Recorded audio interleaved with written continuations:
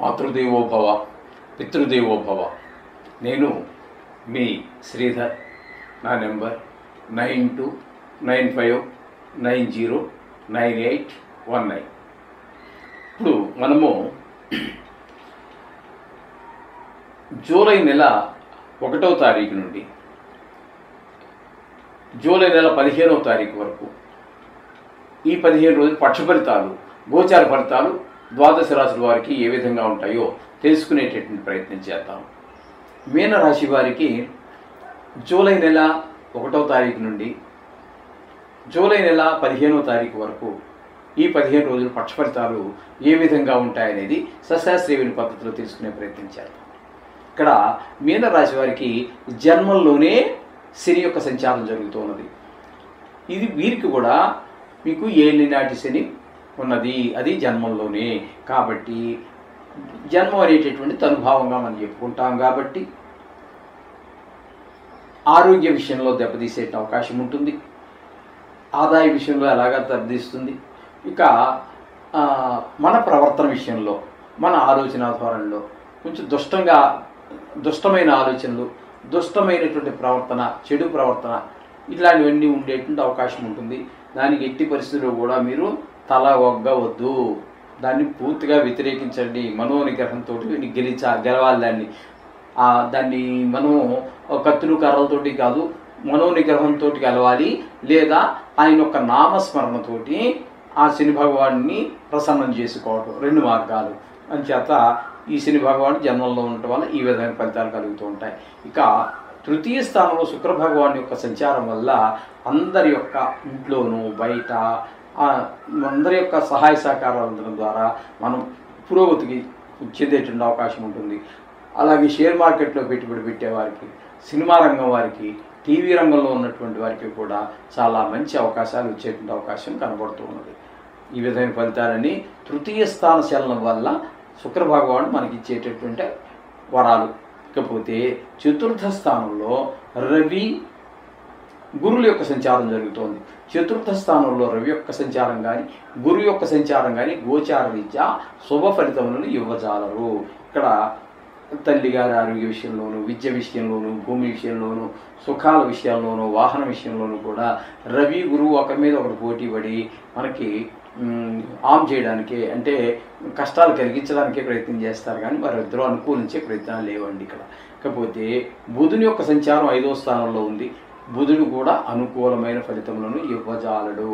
ఇక్కడ కూడా ఈయన పిల్లల మీద, సంతానం మీద, చదువు మీద, అలాగే బుద్ధి బలం మీద ఈ విధమైనటువంటి ఫలితాలన్నీ కూడా మనకి కలగజేస్తూ ఉన్నాడు. బుధ 5వ స్థానంలో ముఖ్యంగా పిల్లల మీద, ఆటల మీద శ్రద్ధ ఎక్కువైపోవటం, చదువు మీద తగ్గడం, గాయాలు తగిలించుకోవటం, అనవసరమైన ఖర్చులు, ఈ విధమైన ఫలితాలన్నీ కూడా మీనరాశి వారికి మనం చెప్పుకోవచ్చు. అలాగే ఇకపోతే మీనరాశి వారికి 6వ స్థానంలో, 6వ స్థానంలో కుజ కేతు 2 గ్రహాల యొక్క సంచారం జరుగుతోందండి. కుజ కేతు ఇద్దరూ కూడా 6వ స్థానంలో పోటీపడి వాళ్ళిద్దరూ మీకు మంచి సుఫలితాలు కలగజేస్తూ ఉన్నారు.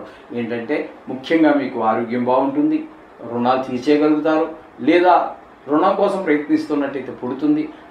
ఆ పుట్టినటువంటి రుణాన్ని, మీకు లభించినటువంటి ఆ రుణాన్ని మీరు సద్వినియోగం చేయగలుగుతారు. మంచి పనులకే, ఆరోగ్యం కోసమో, లేదా పిల్లల స్కూల్ ఫీజుల కోసమో, లేకపోతే దేవాలయాలు సమర్పించడం కోసమో, లేకపోతే మీ పిల్లల్ని విదేశాలకు పంపించడం కోసమో, ఒక ఇల్లు కొనటమో, వాహనం కొనటమో, ఏదో మొత్తం మీద సద్వినియోగం చేస్తారు ఆ ధనాన్ని. ఈ ఇద్దరు కుజ కేతు ఇద్దరు కూడా పోటీపడి మీకు మంచి ఫలితాన్ని, డబుల్ ఫలితాన్ని ఇస్తున్నారు వాళ్ళిద్దరూ కూడా. ఈ విధమైన ఫలితాలన్నీ కూడా ఈ మీనరాశి వారికి ఈ 15 రోజుల్లో జరిగేటువంటి ఫలితాలు. కాబట్టి ఇందులో మనకి ముఖ్యంగా చెప్పుకోవాలంటే ఇక్కడ మీనరాశి వారికి వ్యయ స్థానంలో రాహు సంచారం జరుగుతోందండి. వ్యయ స్థానంలో రాహు సంచారం కూడా సుఫలితాలు ఇవ్వదండి. ఖర్చు ఎక్కువ అవుతూ ఉంటుంది, ధన నష్టం కలుగుతూ ఉంటుంది, కొంతమందికి కళత్ర పీడ కూడా కలుగుతూ ఉంటుంది, మనోవిచారం కలుగుతూ ఉంటుంది. ఈ విధమైన ఫలితాలన్నీ కూడా రాహు ఇస్తూ ఉన్నాడు. మొత్తంగా మనం మీనరాశి వారికి చెప్పుకోవాలి అంటే శుక్రుడు అనుకూలంగా ఉన్నారు, అలాగే కుజకేతువులు ఇద్దరు అనుకూలంగా ఉన్నారు. అంటే 3 గ్రహాల యొక్క అనుకూలత మీకు బాగున్నదని అర్థమైపోతుంది మీకు ఇక్కడ. కాబట్టి కొన్ని గ్రహాలు ప్రతికూలత కూడా ఉంది కాబట్టి అనుకూలంగా ఉన్నా ప్రతికూలంగా ఉన్నా దేవుణ్ణి ఎప్పుడూ విడిచిపెట్టవద్దు. మీరు రోజు మీ పూజలో 2 నుంచి 5 నిమిషాల పాటు కేటాయించండి. ఇది కేవలం రాశిగతమైన ఫలితాలు మాత్రమే.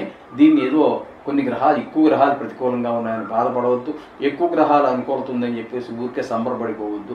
మీ వ్యక్తిగత జాతకానికి ఇది అనుసంధానం చేసుకోండి. అప్పుడు మీకు అది బాగుండి ఇది బాగుంటే బాగా ముందుకు వెళ్తూ ఉంటుంది. అది బాగుండి ఇది బాగలేకపోయినా కొంచెం వెనకబడుతుంది.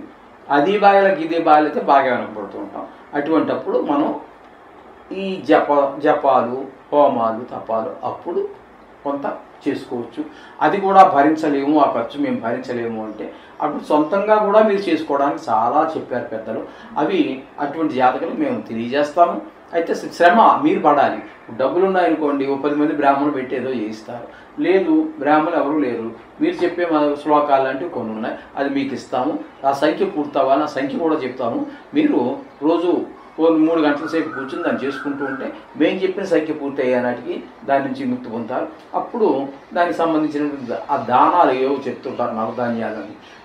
ఆ గ్రహానికి ఏది దానం, ఆ దానం ఇచ్చేసుకున్నట్టయితే ఆ దోషాల నుంచి మీరు చాలా మీ కష్టంతో, డబ్బులు తక్కువతోటి, ధనం వ్యయం లేకుండా, ధనం జేబులో డబ్బులు ఉంటే ఖర్చు పెట్టచ్చు ఎంతైనా, కానీ డబ్బులు లేనప్పుడు అప్పు చేసుకుని చేసుకోవటం వల్ల మరొక ఈ బాధకి ఇంకో రకం బాధ పెరుగుతుంది.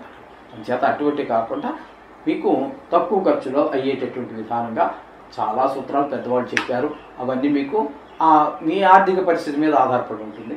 ఆ విధంగా మేము తెలియజేస్తాం. అవసరం వచ్చినప్పుడు తప్పకుండా ఏ విధంగా చేసుకోండి. శుభం భూయాత్.